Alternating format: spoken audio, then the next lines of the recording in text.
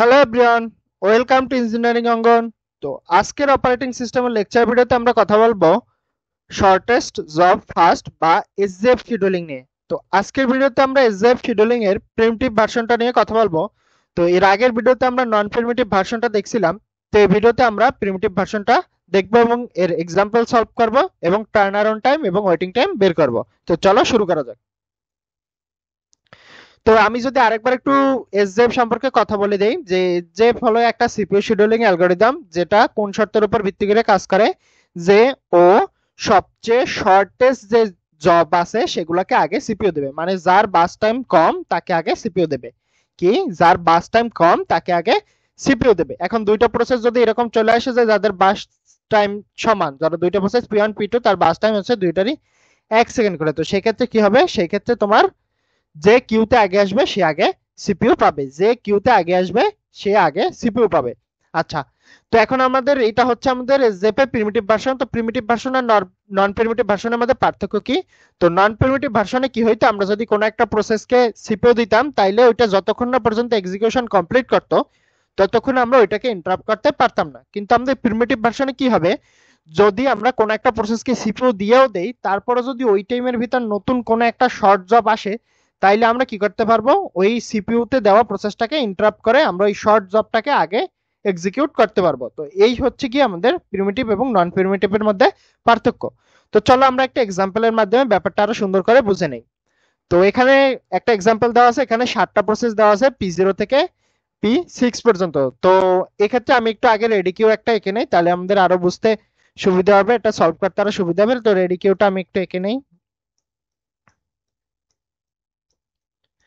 তো এখানে আমাদের দেওয়া আছে কি কি, এখানে আমাদের প্রসেস দেওয়া আছে, বাস টাইম দেওয়া আছে এবং অ্যারাইভাল টাইম দেওয়া আছে। তো এখন আমাদের কি করতে হবে, অ্যারাইভাল টাইমের ভিত্তিতে আমাদের রেডি কিউতে কে কে আছে প্রথমে এটা আমাদের একটু দেখে নিতে হবে।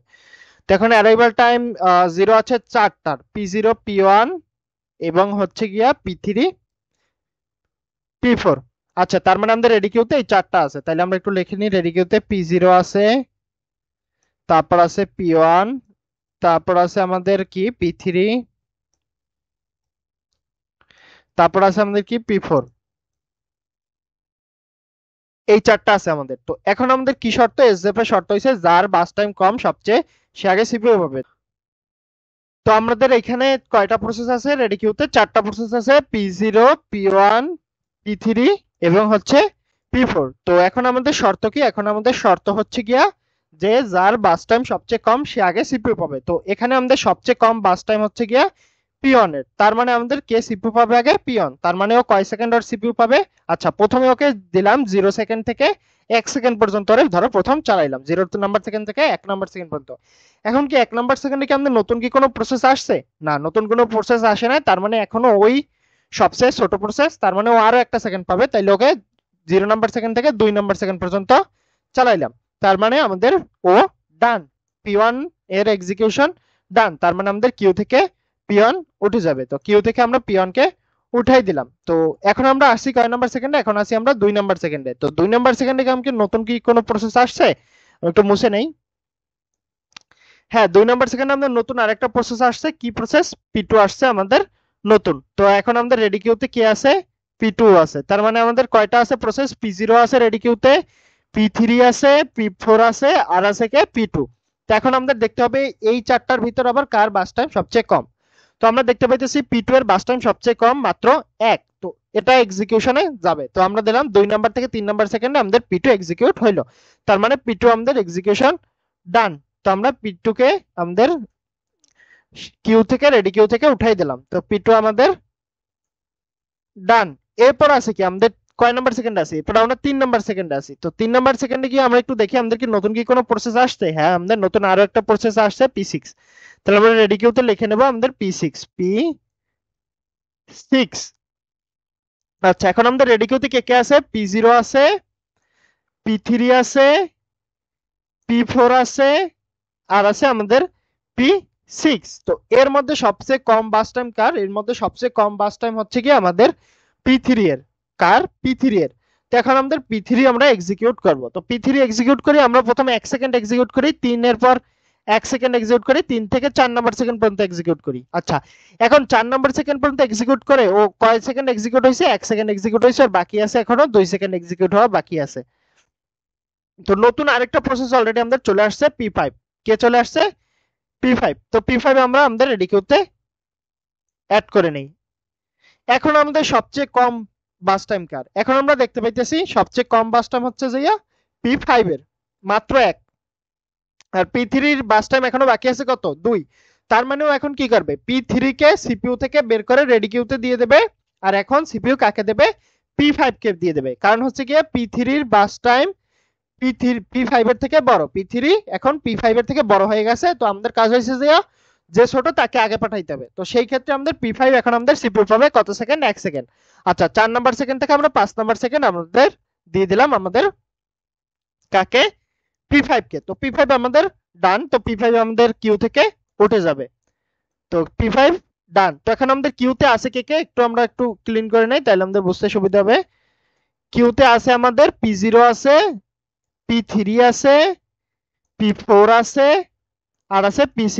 তো এখন আমাদের এই চারটার মধ্যে সবচেয়ে কম বাস টাইম কার? এই চারটার মধ্যে P0 এর বাস টাইম 7, P3 এর বাস টাইম বাকি আছে 2, P4 এর 4, আর P6 এর 5। তো এর মধ্যে সবচেয়ে কম বাস টাইম হচ্ছে যে P3। তো P3 আমাদের এক্সিকিউট হবে। যেহেতু নতুন কোনো প্রসেস আমাদের আসার নাই, সেহেতু আমাদের আর অ্যারাইভাল টাইমের দিকে না তাকালেও হবে। তো আমরা এখন কি করব? 2 সেকেন্ড আমাদের কাকে দেব?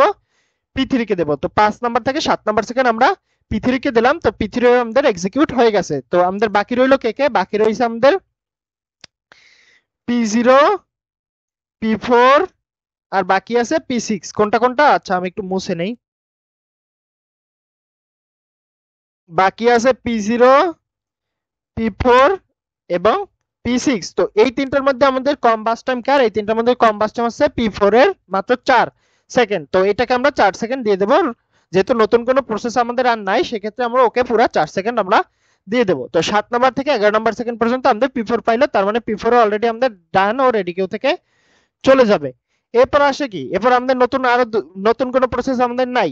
তো এখন কি করতে হবে? আগের জায়গাগুলো সেগুলো আমাদের দেখতে হবে। তো এখন কি কি আছে? আমাদের P0 আছে আর P6 আছে। এখন এই দুটোর মধ্যে সবচেয়ে কম বাস টাইম কার? P6 এর। তার মানে ও আগে এক্সিকিউট হবে কয় সেকেন্ড? 5 সেকেন্ড।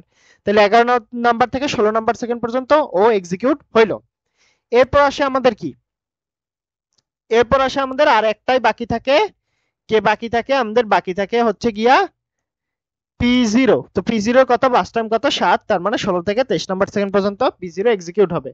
তো এইভাবে আমাদের প্রিমিটিভটাকে গ্রান্ড চার্টের মাধ্যমে সলভ করতে হবে। তো আমাদের গ্রান্ড চার্ট পেয়ে গেলাম আমরা। এখন আমরা রেডি কিউতেও কিছু নাই, তো এগুলো আমরা এগুলো মুছে ফেলি।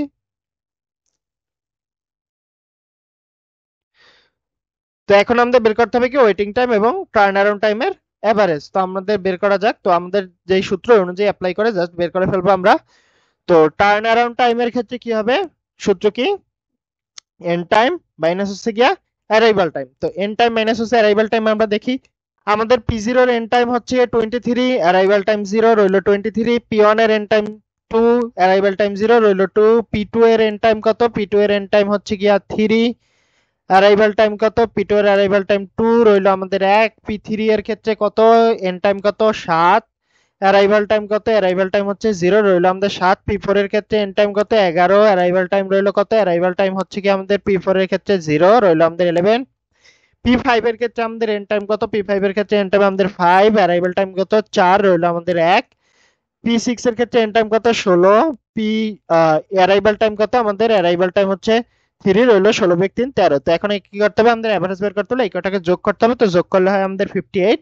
কয়টা প্রসেস আছে? মোট 7টা। ভাগ দিলাম আমরা 7 দিয়ে, হলো কত? 8.28। আচ্ছা, এরপর আছে আমাদের ওয়েটিং টাইম বের করতে হবে। ওয়েটিং টাইম হচ্ছে কি?